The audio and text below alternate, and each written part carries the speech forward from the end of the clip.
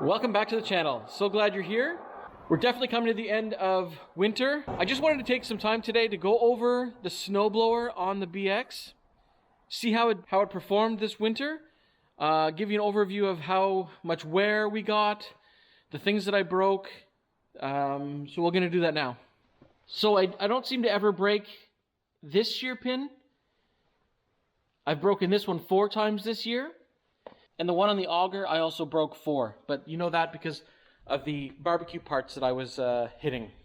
Also, let me know in the comments what you guys do about your chute. Do you take this apart, the 6 bolts, and clean out the gearing that's in there? I might do that this year. I've never done it, so you know it seems to be fine. There's enough play in there. The chute definitely has been worn down from the rocks hitting it and stuff.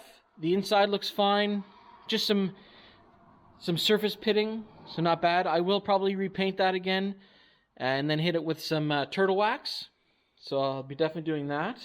My chute deflector works great, no issues with that. A little bit of surface rust there, but I'll clean that up.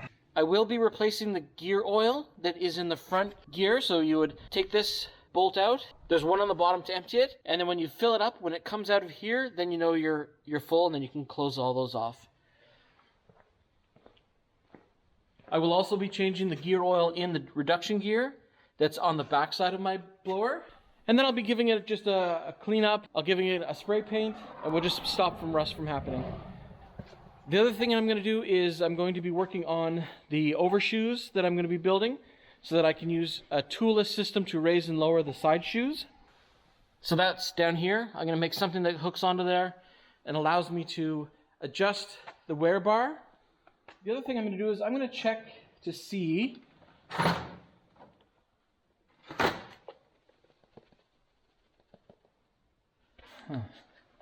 maybe I won't be.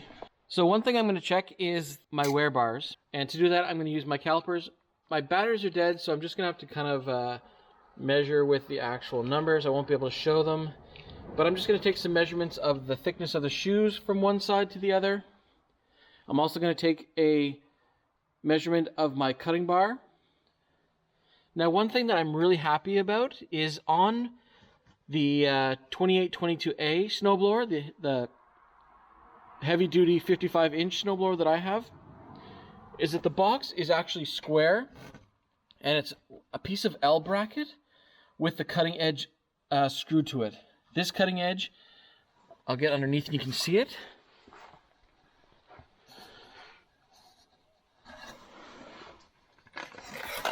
It's just a piece of flat stock.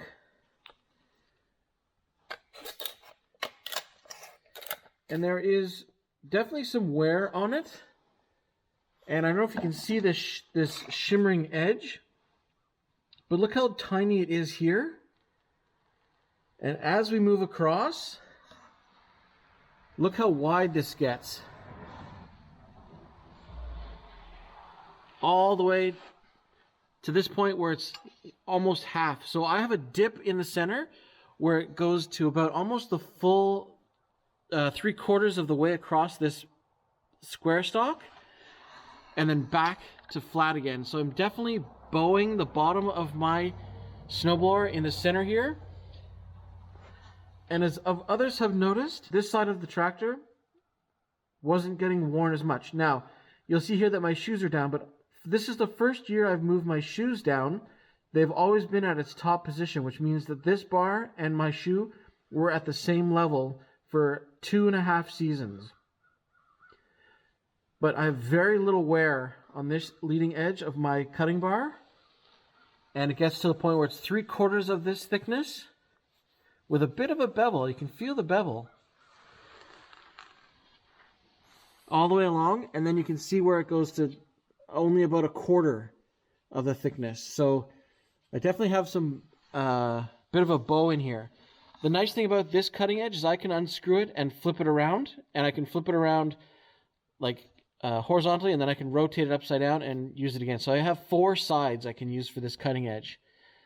So I think we'll leave it for now, and then in the summertime when I can doing all the maintenance on the implement, I'll take this off and take a look at it.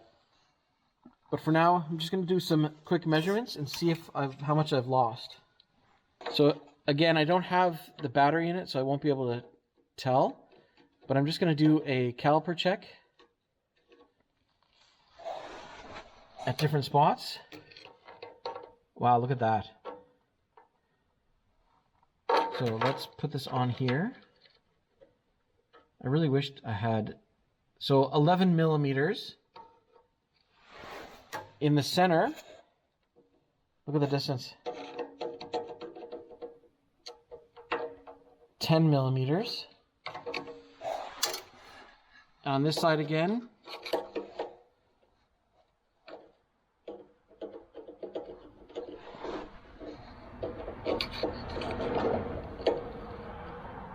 That's about 10 millimeters.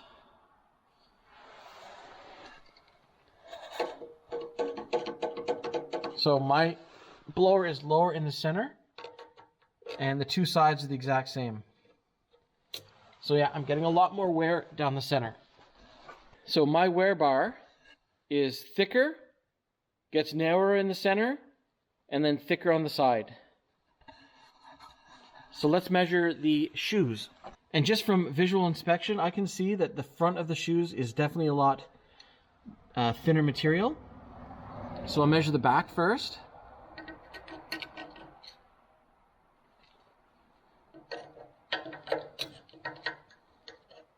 So that's about 11 millimeters. And the front, wow, look at that difference. So that has, the front is about 8 or 9. Yeah, 8 or 9 millimeters. So it's definitely wearing the front of the shoes, which makes sense because the pivot point is at the back. So yeah, that makes sense. And the back on this one is 10 exactly. And the front is the same, 8. So I'm definitely wearing the front of the shoes out more. So that makes a lot of sense. When my shoes were in level with my cutting blade, when you're looking from the side view, my snowblower was tilting down a bit more, causing the wear on my shoes to be uneven, and also that cutting edge.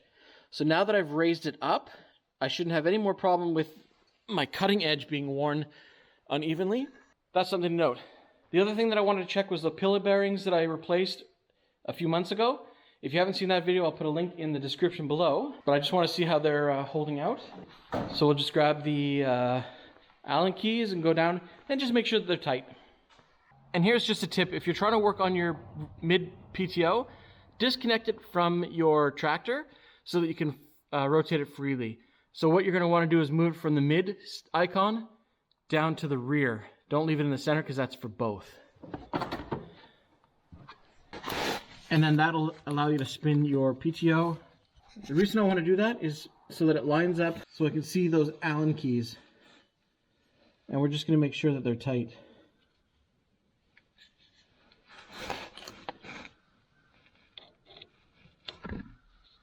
And they are. It's nice and tight. That's good. I don't see any visible cracks. The bearings look good. Nice and tight. Okay. So that's good. I'm happy with that. I don't hear any grinding. I don't hear any misalignment. The seal is still good. So yeah, I'm happy with that. Yeah, very nice. The other thing I wanted to mention, I'm not sure if it's going to show up very well, but you see these white lines on my asphalt driveway? Those are scrape marks from the snowblower. So in my determination whether or not to keep the cutting edge right to the bottom or raise it up on the shoes, although I don't like how it leaves a lot of snow on the driveway, I'm going to keep the shoes up next year because I am ruining the surface of my driveway. It doesn't help that I have these giant patches that I have to fix this year as well. but these kind of lines are where the cutting edge have been scraping the driveway. So I will have to do a pavement resealing this year, but it's a good time to check to see how many cracks I have, how many low spots. It's going to cost a fortune if I have to take all this pavement up and redo it. So I'm just trying to see what needs to be done. We get a lot of frost heave in the next couple months, so my driveway takes a beating with the way it gets all undulated. So I want to be very careful not to scrape it much more than it already is getting scraped. You can see this area, it's all cracked and pitted. So I'm gonna have to try to fill that in with some driveway sealer. And you can see this high spot gets scraped really badly. So I want to make sure that I'm able to keep those kind of those areas clean. So a lot of the rock is starting to show through. My sealant level is gone completely. So that's just something that I'll have to keep on top of. Make the small repairs around the edges and whatnot. The other area that is of note is my driveway has sunk around the foundation of my shop. So water's getting in there. So I'm gonna have to clean that out and patch that. My French drains are working well this year. Last year I had a lot of flooding here because the outlet for this one off the side of the house cuts in front of the shop and exits out on the grass over there. But it was plugged and we got a really fast thaw. So all the water was pouring out of here and filling up this entire area under the fence and into the backyard. So I'm glad to see that those are working now. So let me know what you got going on in your spring routine. What maintenance do you got going on for your tractor? I'm at about 140 hours on the tractor. I had just finished the 100-hour service and I'm gonna get ready to do some of the springtime stuff. I think we're gonna do the HST stuff, the fuel filters, just because I push them really hard in the wintertime and I like to start the season off right. I kind of play with the recommended times, and I think the 400 hours is the next one I'm supposed to be doing, but I'm gonna do a bunch of the stuff in the spring when I can get the tractor warmed up nice, get it all cleaned out. Also, some of my other viewers were mentioning that my tractor looks in beautifully clean condition. So we're just going to go through and look at how dirty this is.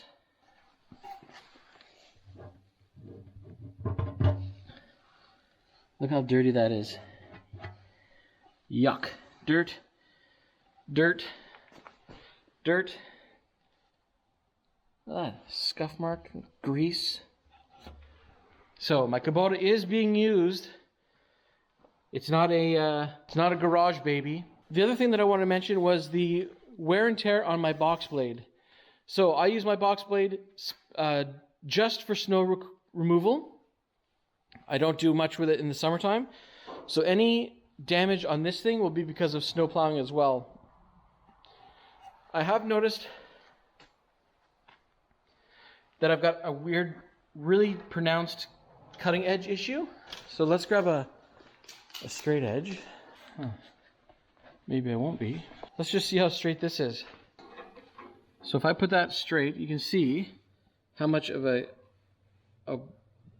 curve has been worn into that corner. It's very pronounced. And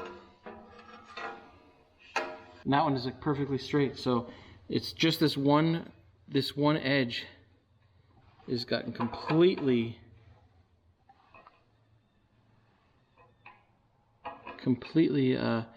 worn down. But these are reversible as well. So I can flip those top to bottom, and I can also flip the inside ones top to bottom. The inside ones look great. I don't do much with those. I always leave my box blade again, so it's not digging in with the front. It's only dragging with the back. I'm not trying to pick up gravel and that kind of stuff. So I have my top link set right here. I have the top link set so that my box blade is sitting on the ground tilted like this. So it's dragging that back cutting blade as opposed to pulling the front cutting blade. So that helps it to ride over stuff. All my joints seem okay. I haven't lost the pins again. So that's really weird. I don't know what happened to those pins. This edge here, I don't know why it's taking such a beating. Maybe it's just backing into stuff or whatnot. So that's kind of odd to me. There's some dents here. So I don't know what happened there. But overall, the box blade is doing well. I do want to switch to an angled blade, so I'll be looking for one of those this off season. And then I'll put a 3-point hitch rotatable angled blade on the back. Let me know in the comments if I should be putting a 5-foot or something wider, because I want to be able to put an angle on it and reach further into like on the edge of the ditch and stuff. So box blade is 54 inches. So maybe if I go 5 feet or even 6 feet. Ooh, 6 feet's pretty wide. I'm looking for a 5-foot. Yeah, I'll go with a 5-foot angled blade on the back. I think that'll be perfect. Maybe 6 feet. Let me know in the comments. Should I go with a 6-foot or a 5-foot? So if I go with a 6-foot, then I can angle it and catch the snow better. Whereas a 5-foot might just be behind the wheels just enough that it won't catch much on the side. So yeah, let me know please in the comments if I should go with a 6-foot or a 5-foot rear angle blade. My turnbuckles seem okay. They held up well. So that's a bit of the wear and tear that happened on my snowblower this year. It seems to me that this year was a very hard year for my equipment, with all the breakages and the downtime with the bearings. And we're running late in the season. There's still a lot more snow. And last year we had very little snow at this time. So winter was late coming. It was kind of weird at the beginning. It's hanging on for dear life here at the end. We're supposed to be getting some plus weather this week, so hopefully more snow will melt. And then we'll be in the transition period of not being able to really do stuff on the property because the ground will be too soggy and we won't be snowblowing anymore. So I'll be preparing to clean the machine, get the snowblower off. We'll do the transition to summer implements, and we'll just kind of go over pieces of the machine. So if you have any questions, leave them in the comments and I'll try to answer them for you. I wanted to give a big thanks to all my subscribers. I want to give a huge thank you to all the people who comment on the videos. I would like to say that 90% of the viewers of my channel every month are not subscribed, and only 9% are. I'll put a little picture of that in here right now.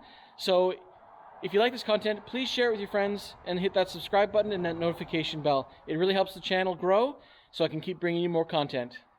So that was just a quick overview of the BX23s with the BX2822A 55-inch snowblower and how it handled the season this year. So what did you do on your land today? Because today I went over my snowblower. Have a good one. We'll see you in the next one.